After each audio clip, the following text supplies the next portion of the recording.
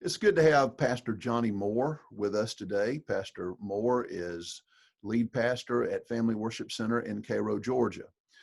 You need to know that Johnny and I have been friends for decades. We traveled many miles together when we were doing seminary the old-fashioned way, actually attending class, driving from Southwest Georgia to Cleveland, Tennessee once a week, spending the night, driving late in the mornings, going to class all day. So we listened to a lot of country music. Yeah, we Had a lot of good conversations and developed a good friendship. I've asked Johnny to join us today because he is a long-standing pastor with a lot of practical experience as a pastoral preacher. He graduated Church of God Theological Seminary with me with a Master of Church Ministries degree in 2004. And of course, has been a leader for the Church of God in South Georgia for many decades. Johnny, it's good to have you today, man. well, thank you so much, Dan. It's good to be with you. Always enjoyed hanging out with you. I'm gonna learn something every time I'm with you. Well, we both learned something. It might not always be about the Bible or theology, but we both But learned something. we're gonna learn. The key is you got to learn something. John, you've served in Cairo for almost 30 years, I think for 26 years now. And you've preached many weeks, sometimes 2 or 3 times a week. How do you go about staying fresh? You're a long-term pastor preaching every Sunday. How do you go about staying fresh in your sermon preparations for this congregation? Well, of course, first thing you think about is that you have to maintain your relationship with God, and that's just a given. And so, but I think there's other ways without that. It affects everything, obviously. But one of the ways for me is that I try to stay out among where the people are. I can't just hibernate in the office. Matter of fact, I spend very little time in this office unless I'm in a meeting or doing counseling sessions or something to that degree. I like being out where the people are, find out where they're at, just walking where they're walking. That to me is refreshing. It's refreshing because number one, I realize how blessed that I am. But secondly, it lets me touch and feel and experience their pain. There are things they'll talk to me about or that I'll see out there that I will never see in this office or even in the sanctuary. So for me, that has always been, I want to be out where the people are. I'm a people person. I love people.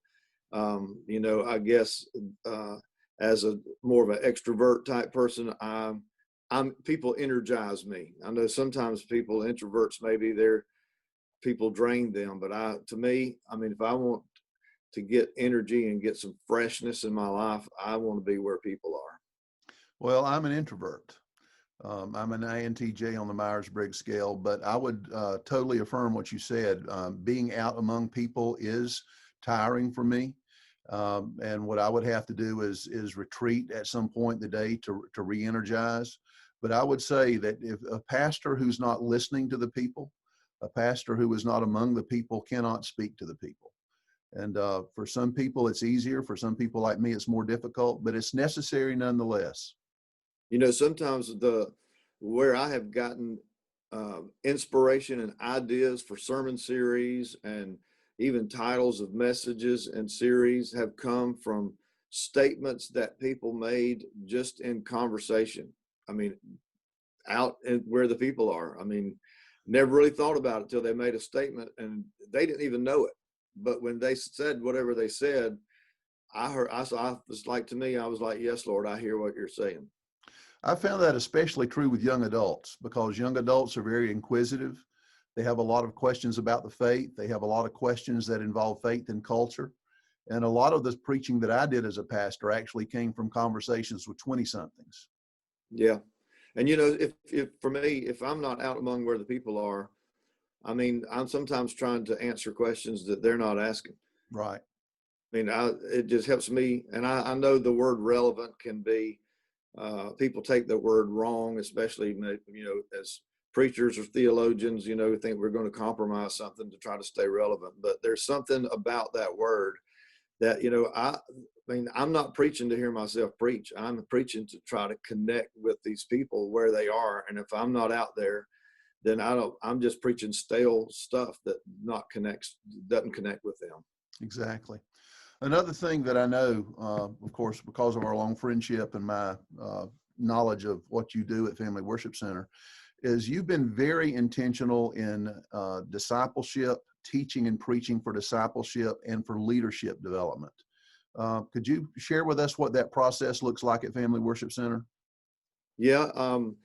Every year we start the year off in January, usually the weekend after Martin Luther King Day. We do a conference, and we've done it for 20. This will be conference number 27 in January. I mean, and it started out with just 25 people. When I first came here, we had 25 people at our first conference, and that was pretty good crowd because we only had 14 in our first service. So I felt good about it. But I use that there's something about promoting the conference in the church that, I don't know, it gives people a mindset. Okay, something's going to be different here. We're fixing to learn something intentional and strategic. And so I've used that for years just to, it gives me an opportunity maybe to talk about things and cast vision in a way where just preaching on Sunday doesn't. So that conference has been a catapult every year for the upcoming year, where we're going. And I've taught at MIP, you and I've did MIP for so many years. And, everything that I've taught at MIP, I've taught right here. Matter of fact, the stuff that I've written for MIP has been cut out of the fabric of what I teach my own people. I feel like that if I don't teach them leadership and how I see that and what I expect, then, where do I expect them to get that from? I mean, and I'm not talking about just the cliche of teaching leadership. I mean, I try to teach spiritual leadership, any leadership principle, there ought to be some place in the word that can back it up. And so I've tried to teach leadership based on the scripture, based on the word, and how that applies not only to their everyday life, but where we're going as a church. And so then from that, we build on that throughout the year through our team meetings. We're big on developing teams. I don't like to start anything at our church unless, number one, I know who's leading it. Who's going to, if we don't have there are a lot of things we probably need to do, but if I don't have a leader to lead it, then I'm not going to start it just because we need it. I got to have somebody that's going to lead it. And so we've tried, again, to disciple people through the starting at the conference to stir a desire to learn. But then, periodically, Wednesday nights for me is totally different than Sunday morning. I mean, Wednesday nights has always been a night of discipleship for me. I teach the adults in the sanctuary. We don't do any music. We don't do any, church type Sunday morning. It's totally different because I come in on Wednesday night, good to see you all, make a few announcements, and I hand out an outline and I fill in the blank outline and I teach for an hour. See, that's one of the things that I think that is a strength in your ministry. I tried to do it as well. I always said that if I preach an hour but don't teach them anything, then I failed. Absolutely. And one of the things that I've always appreciated about you is that you had a balanced ministry of good, sound biblical preaching, but you've always been a strong Bible teacher. And I think that you understand that it has to be intentional in a local church or it doesn't happen. I also know that you, part of that discipleship process was recommending books and reading books, a couple of books a year. Tell the students about that. Well, I remember it's been several years ago. I was trying to figure out and just talk, leading up to the new year, I got to help my people grow. I mean, these people need to grow. I mean, they sit there and become consumers and they hear the word, but I want to see them grow in their walk. and grow in their faith to where they're actually beginning to serve in areas of ministry. This has been many years ago where I had these thoughts, and it's like the Lord just spoke to me. I felt like he spoke to me and said, well, tell them to do what you do. And so I thought, well, okay, that's, I thought I was a preacher and I was supposed to do things different than them, but okay, if you don't give them a plan to grow, then they're probably not going to have a plan to grow. And so, we begin to put together every year a spiritual growth plan and a personal growth plan. Luke 2:52, where Jesus increased in wisdom, stature, favor with God and man. And so I've built that whole idea around, he grew in wisdom, which is intellectual growth. He grew in stature, which is physical growth. He grew in favor with God, that's spiritual growth, and favor with man, that's social growth. So I tried to compartmentalize this growth plan to where it covered all of those things.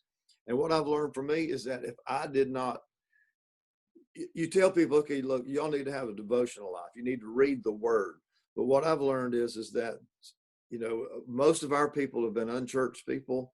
So when you say read the word, I mean, that's like, where do I start? What do I do? What does that mean? So for 352 days, I put today you read this scripture. Tomorrow you read that scripture. I mean, and it's amazing how I could get up on Sunday and make reference to something, a scripture. Well, a lot of the people knew what I was talking about because they had read it that week. Right. I mean, and I don't mean this like our people are ignorant, but what I mean is that unless here's what I've learned. There's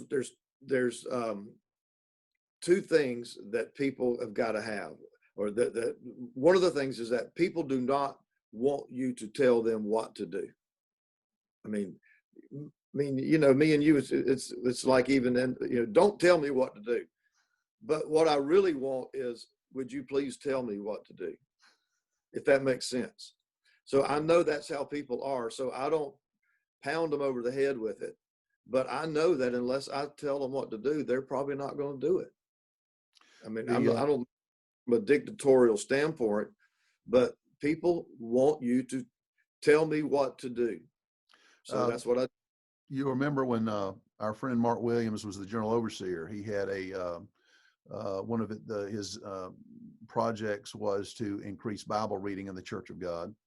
And during that time is when I was doing my Doctor of Ministry project. And when I was doing that project, I interviewed over 500 people who attended a Church of God congregation in South Georgia, and discovered that less than half of those that I questioned, less than half of them were reading their Bible on a regular basis. Right. I'm convinced that lack of Bible reading is because of a lack of leadership behind the pastoral pulpit. I believe that. I think that we have to be very intentional. I think you're exactly right. And one of the things that I really always enjoyed was looking at your reading plan that you published every year. I remember attending your conference, and one of the things you did was gave out that packet, and that packet had that reading plan in there. Anyone, if they only did 70% of that reading plan, would read. I mean, more than they read last year. Exactly. So I think that we need to, as pastors, understand that our preaching and teaching ministry goes beyond what we do on Sunday morning. Right. It's something that we need to have interwoven into the fabric, into the culture of the church, so that preaching and teaching is something that's going on throughout the week, that even when they're reading, at Family Worship Center, they've got this reading plan. That means every day they pick up that reading plan, Pastor Johnny is speaking into their life. That's They're right. thinking about the sermon that Pastor Johnny preached. They're thinking about what's Pastor Johnny going to preach this Sunday. Right. And then they know that you're going to reinforce it with what you're teaching on Wednesday night. And I think that's really been the strength. And the other thing I would suggest, John, is I really think that that's been another one of those keys to freshness, because you're staying fresh. Right. And I know that for me as a pastor, I remember telling a church I pastored one time, you're going to get a new pastor. Either you're going Yeah, to get a new person behind this pulpit, or the guy standing behind this pulpit now is going to change, but you're going to get that's a new pastor. that's And, right. you know, I knew because of my many years of pastoring how easy, how tempted we can be not to be fresh, to Yeah, rely upon, you know, things we taught or preached 2 or 3 years ago, just kind of recycle it. that's Um, right. but our people know when it's not fresh. That's right. And for me, there's times when I mean, I'm not saying that that is wrong to do that, because I mean, the word is the word and it always speaks. But for me, I just don't like going back to my files and, okay, I need something to preach Sunday. So let Right. me go back. I can't stand that. I mean, it's like my people deserve more than that. And so, I mean, if it means I got to stay up every night for the next 3 or 4 nights to figure it out, I mean, I want to be able to give them something fresh. And for me, I have to keep coming back. And I ask myself this question. Sometimes I say it out loud. Okay, what are you trying to say? What are you trying to say? I mean, it kind of helps me regroup. I mean, there may be a time when I may go back and find a sermon if I need something to fill a gap between a series, if that makes sense. I Right. preach a lot of series. So I finish one series. And I mean, like for instance, I just finished a series on Thanksgiving, and I preached, for about 3 weeks about Thanksgiving. And then, okay, I didn't want to start a new series because there was a couple of things that we were doing, and so I thought, okay, I want to preach something on Sunday, and so I went back through my notes and through my stuff, and if I don't feel it, I mean, I'm not just going to grab a sermon, but if I look back through and something just kind of jumps out at me, then I'm going to take a second look at it. And so, I was looking back through some stuff, and I just ran across a sermon that I preached 10 years ago. And I'm just telling you, when I read it, it was like God is saying, this is what you want. This is what I want you to share right here. And I mean, and God moved in a powerful way. I mean, of course, I updated it, revamped it, Sure. but still, you know, it's One of just, I don't like going back and saying, well, I've got 3 years of sermons, so now I've done preached these three, so I'm going to start over again now and preach them again. No, I don't like that. Can't stand it. One of the things that we talk about in this class is that the preacher has to re-experience the text before he can expect the audience to experience the text. That is so good. And that's what you're talking about, because I agree. I watch Star Trek and Andy Griffith reruns all the time. I've seen them again and again. I watch them. And if I go home this afternoon, I'll probably watch it again. So I agree. I don't think it's wrong for the preacher to revisit a sermon, to revisit a text, but you've got to Right. re-experience it every time. You've got to Absolutely. find that freshness every time. There's got to be that wow factor that Yes. puts that spark in your heart and that Right. passion in your voice. If you don't have that spark or that passion, then it's not going to, the people will know that it's just not there. That's right. John, I know that you're a guy who loves to read. Both you and I love to read. We've talked about that a lot. You and I have both said many times, preachers that don't read or preachers that aren't learning. That's right. What are your favorite resources for sermon preparation? Where do you get your illustrations and things that you use for your sermons? I've I was thinking about that earlier, and I pull things from different places. There's times when, again, I may be reading and something stands out to me, I underline it. And it's like I got a stack of books on my shelf like you've got on yours. And have I read every single one of them? No, but I've read enough of the book to know if I'm looking for something, I know where to find it. I mean, I know there's a quote I read in there. I need to go back and find that right now. It's going to fit in this message.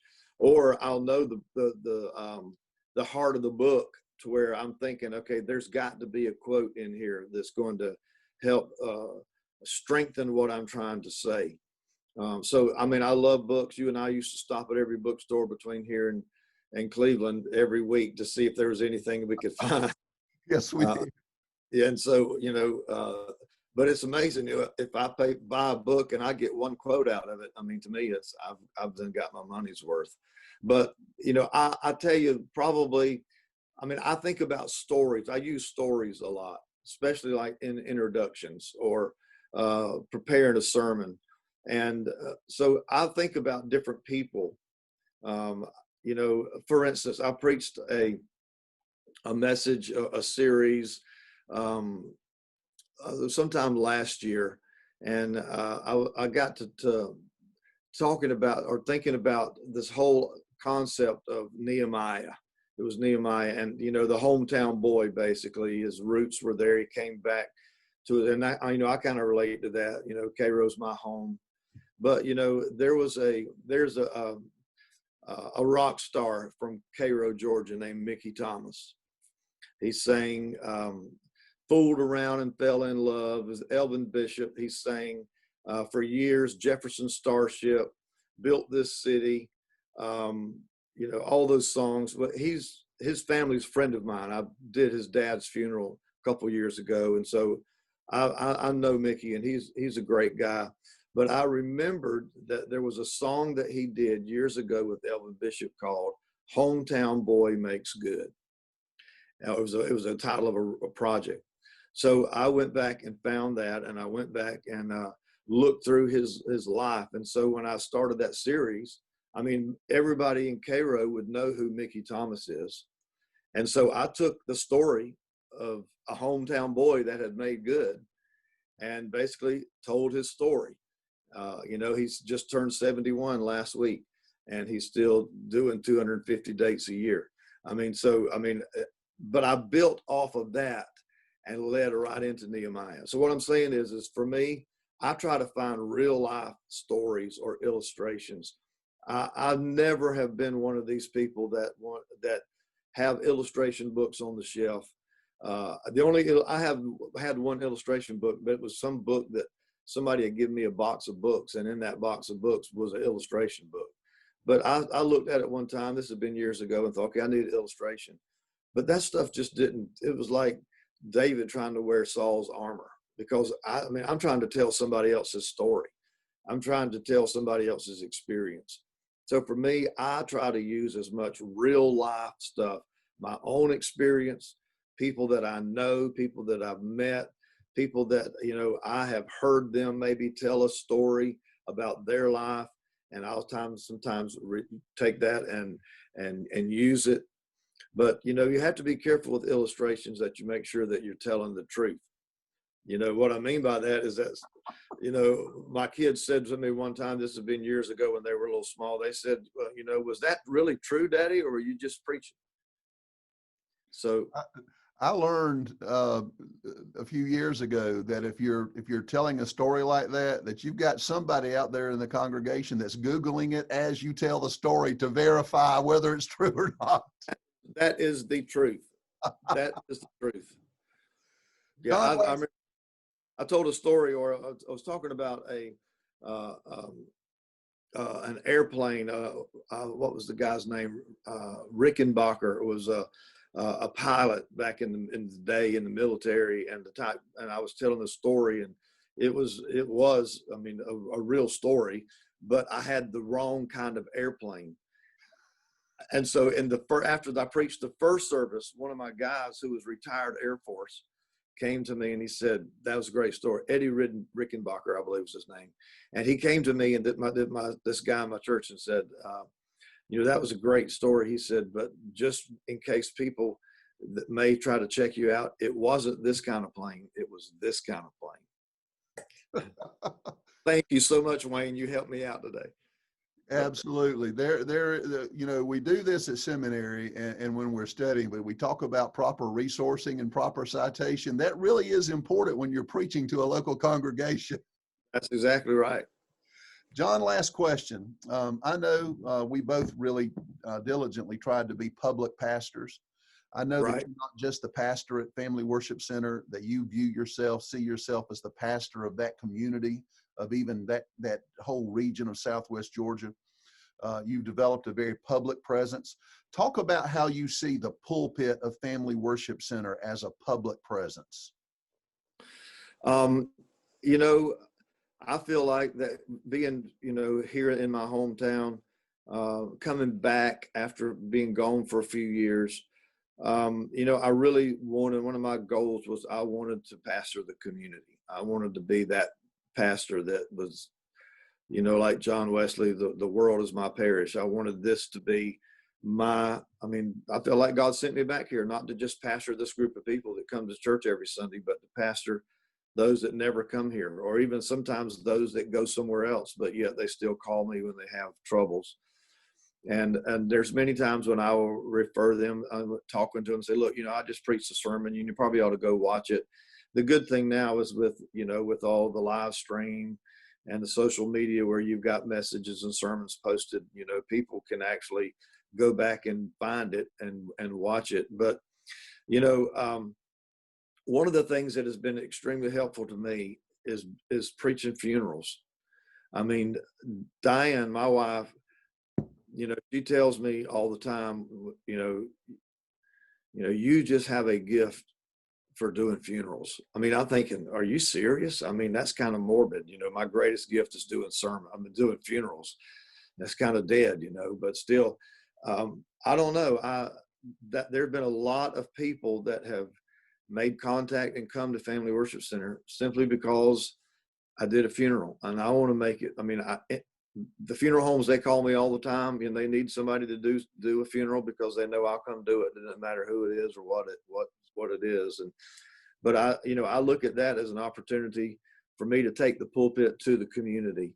It's one thing for us to want to get the people in the door, but every opportunity that comes for me to go speak outside. Matter of fact, I'm leaving when we finish here. I'm going to the Cairo Fire Department to speak to of the whole fire department and some city workers about a guy that's retiring after 30 years from the fire department. And so I've known him, so I'm going down there. To me, that's an opportunity to take the pulpit to the to the community, instead of expecting the community to come and hear me. And I think that you have to, when you stand up in front of the community, you got to deliver. I mean, you got to give them the goods. You got to tell them something. And for me, the whole thing preaching to me boils down to one word, and that is the ability to communicate. That I have to be a communicator. And as a preacher, I have to understand that my job is not for people to connect with me. My job is for me to connect with them. If they sit in church, or if I'm preaching in the community for somewhere and the people are not connected, then I feel like it's my fault, because as a communicator, it's my job to reach out and connect with the people, not for me to expect them to connect with where I am. A communicator is somebody that takes things that are complicated and makes it simple.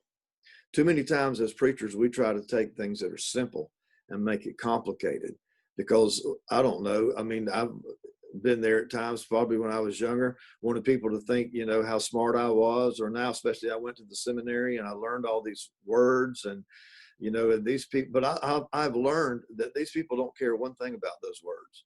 Those words don't mean nothing to those people. So my job is to take a complicated word or topic and figure out how to make it simple. I mean, I preach theology every Sunday, but for somebody that's straight out of the seminary, they may think that I don't, because I didn't say certain words, that McKim's dictionary gives to us. But I take that word and I break it down in a way that I'm able to communicate it to the most common farmer or the most common person here in this town, that that if I was to use those words, I would totally lose them. So that's that's something that I try to work at. How can I take this and make it simple? And that's one thing that in the community that I had a guy that came to our church. He's passed away now a few months ago, but he told me he was from the Methodist Church. He was a member of the Methodist Church, and he was never going to come to Family Worship Center and be a part of Family Worship Center.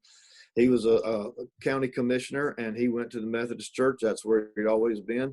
But he said, when I want good preaching, I come out here. I said, well, you must have got such good preaching because I ain't seen you in 3 months. But the reason was, he said, I'm a member at the Methodist Church, but when I want to hear good preaching, I come out here. I mean, and so, I mean, I make it, I am very intentional about trying to communicate. My goal is not to let people know how smart I am, because I'm really not that smart at all. My goal is to be able to communicate the gospel to them in a way that they can say, wow, that spoke to me. That's going to help me. That has always been so important for me, and you and I, because we share this passion. But one of the things that I realized very early on in pastoring is that most Pentecostal pastors did not get involved in the community. They didn't get involved in ministerial associations. They didn't get involved in community civic organizations. And so when I showed up, people were always surprised. In Right. fact, I remember pastoring one church that had been in that community 100 years. And I showed up one day and said, hello, I'm Dan Tomberlin. I pastor the Church of God. And the first reaction was, is there a Church of God in this town? Wow. A church that had been there 100 years. But because none of the pastors had ever gotten involved in the community did not know the church was there. Wow. And so there's one thing I can say about Grady County and Southwest Georgia, is that they know that Johnny Moore's there, and they know Family Worship Center's there. Well, and let me just say this, just to add on that I think is very important. Diane, my wife, people in the community know her, because for so many years, where we went together. Yeah. I mean, most of the people in this town, they may see a pastor and know they're a pastor, but they have no clue who their wife is. But Diane is connected with people through the schools, through community things, and she's been involved in. And so it's been a team effort, but they know who she is, and that is so important to me. That's excellent. Thanks, Johnny, for joining us today. God bless you, and may God bless Family Worship Center. Thank you so much, Dan. Bless you.